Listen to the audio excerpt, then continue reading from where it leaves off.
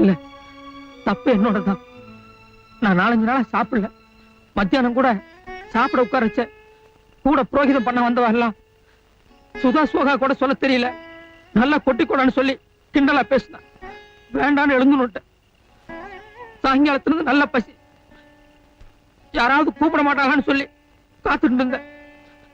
மாமி இலை எடுத்துட்டு வான்னு சொன்னதும் ரேக்குதான் நினைச்சு பைத்தியகாரத்தனமா வந்து உட்கார்ந்துட்டேன். நீங்க சாப்பிடுங்க. பானு, போய் இன்னொரு இலை அறுத்துண்டு வா. சாப்பிடலாம். இல்ல, நீங்க சாப்பிடுங்க. நான் அப்புறம். நான் தான் மன்னிச்சுடுன்னு சொல்லிட்டேன்ல. வா.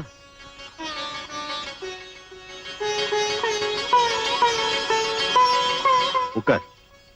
நீங்க உட்காருங்க, நான் அங்க உட்கார். எங்கே உட்கார். அப்படியே இருக்கட்டும்.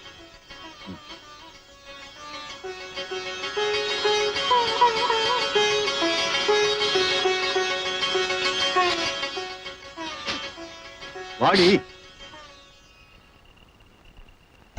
ஆத்துக்கு யாராவது விருந்தாளி வந்தா முதல்ல அவளை சாப்பிட வச்சு அப்புறமா நாம சாப்பிடணும்.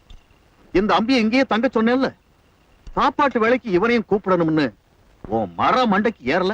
I am extremely sorry, Mr. Gopal. இந்த வயசுல கரஸ்பாண்டன்ஸ் கோர்ஸ் வேற. நீ சாப்பிட்டு கோபால்.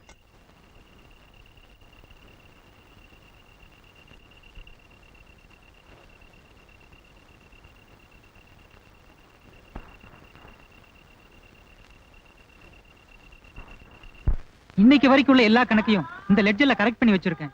இன்னைக்கு விசேஷ பூஜைங்கிறனால நகையெல்லாம் அம்பாளுக்கு சாத்தியிருக்கு. பூஜை முடிஞ்சதும் 11 மணிக்கு அந்த கணக்கையும் ஒப்படைச்சு விடுறேன். இந்தாங்கோ. ஒரு நிமிஷம்.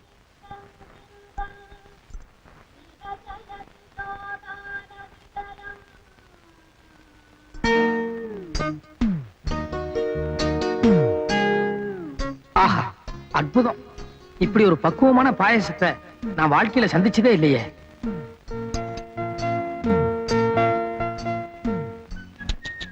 அடேங்கப்பா, வடைன்னா இதெல்லாம் ஒரு பதமான வடை.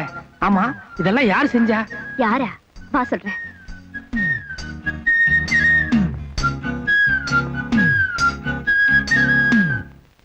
தந்தையில மீன் வாங்கி குறவ சலசலன்னு குழம்பு வச்சு கொத்து மல்லி பத்தலன்னு குட்டி குத்துராடி டப்பாங்குத்து. குட்டி குத்துராடி டப்பாங்குத்து. என்ன வாங்கி குழம்பு வச்சு குட்டி என்ன குத்துனா? டப்பாங்குத்தா?